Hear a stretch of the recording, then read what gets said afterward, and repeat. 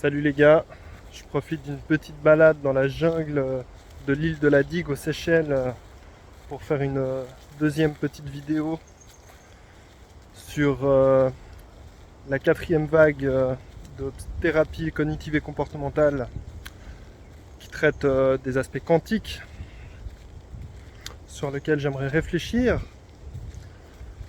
Alors du coup, pour reprendre un peu ce que j'ai dit dans la première vidéo, il y a un petit pont là.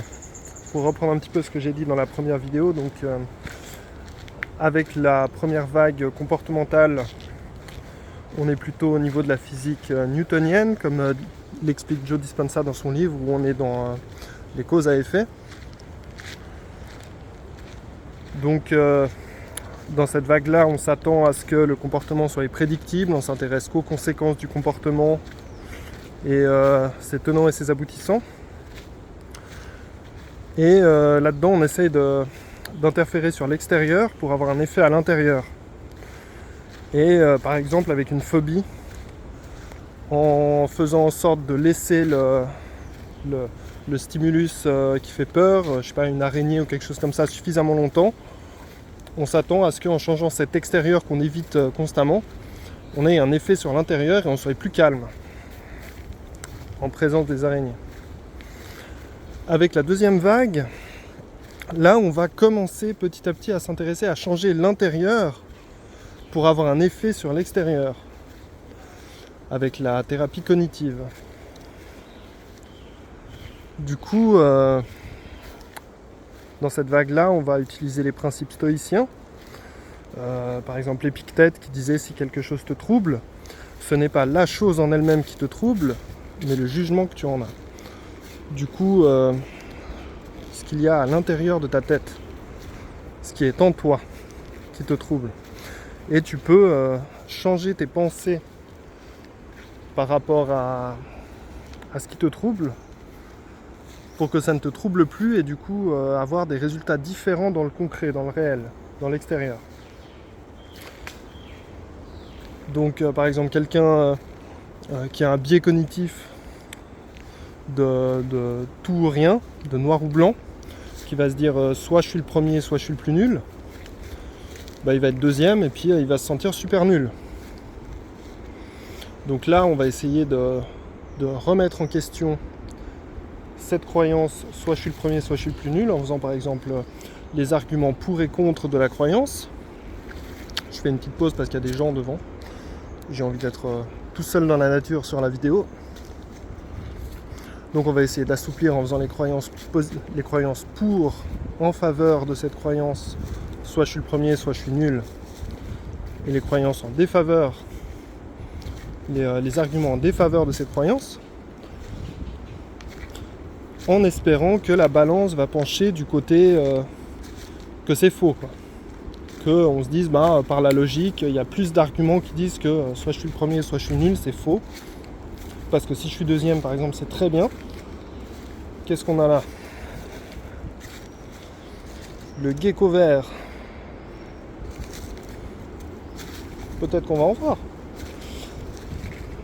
Et une fois qu'on est arrivé à cette conclusion que d'un point de vue logique, la croyance elle est erronée, elle est fausse, à ce moment-là, on va essayer de trouver une pensée alternative. Et se dire, si je suis deuxième, c'est très bien. Si je suis deuxième, je suis quand même 90% meilleur que les autres, etc. Voilà, on peut essayer de trouver des autres pensées avec lesquelles on va se sentir mieux et ça va avoir un effet sur l'extérieur où je vais être moins stressé par mes performances et peut-être mieux performer simplement. Ensuite, avec la troisième vague, de nouveau, on va essayer d'agir sur l'intérieur d'une façon un peu plus philosophique, notamment basée sur des principes bouddhiques ou des choses comme ça, des principes qu'on trouve dans le bouddhisme, dans les religions, mais qui ont été vraiment épurés pour paraître laïques. Par exemple, la pleine conscience, le fait d'observer les choses sans jugement, en se concentrant par exemple sur la respiration, des choses comme ça. Et là, on va essayer de trouver un certain confort à l'intérieur. Un confort dans les épreuves difficiles, où il y a des choses que je ne peux pas changer. Donc je lâche prise, je laisse tomber et je me concentre juste sur les choses que je peux changer. De nouveau, on est beaucoup dans le stoïcisme. Alors, en montons là-haut. Sur quoi on tombe? Hop. Mais bon, avec tout ça, on reste quand même encore beaucoup dans le concret. Et quelqu'un de tout à fait athée pourrait très bien appliquer ces principes-là. Et ces principes sont très réceptifs aux études scientifiques et facilement mesurables.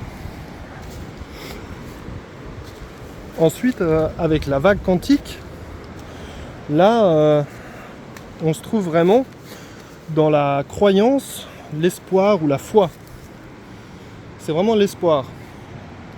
Et c'est se dire, bah ok,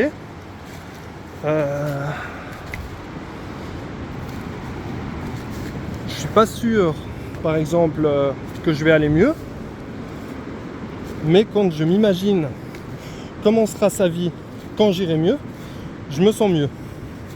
Donc c'est tout bénef. C'est un peu le pari de Pascal. C'est se dire, bon, Pascal il voulait traiter cette question, est-ce qu'il faut croire en Dieu ou ne pas croire en Dieu? C'est fatigant de monter là. On va avoir une belle vue là.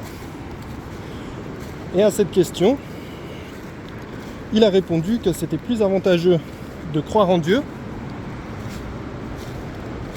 parce que si Dieu existe et que j'y crois, j'ai tout gagné. Mais si il n'existe pas et que j'y ai cru, ma foi, j'ai pas perdu grand chose.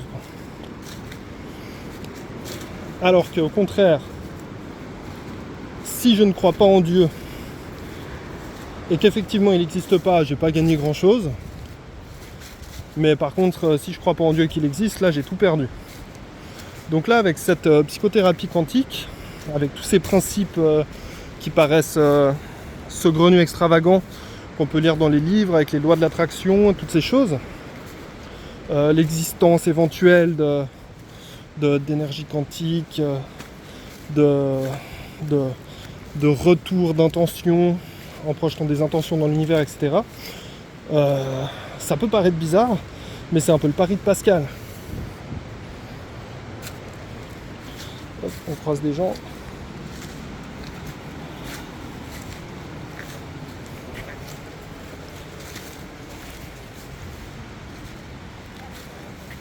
C'est un peu le pari de Pascal. Tant qu'à faire, autant y croire. Et en m'imaginant comment ce sera quand ça ira mieux, dans le pire des cas, je passe un moment à faire de la relaxation en imagination et je me sens mieux. Dans le meilleur des cas, il y a vraiment un effet quantique et ça marche. Voilà pourquoi j'ai pris la décision d'explorer cette piste. On va essayer de voir la vue qu'il y a tout en haut. Et après je vous laisse. Allez, qu'est-ce qu'on a là-haut?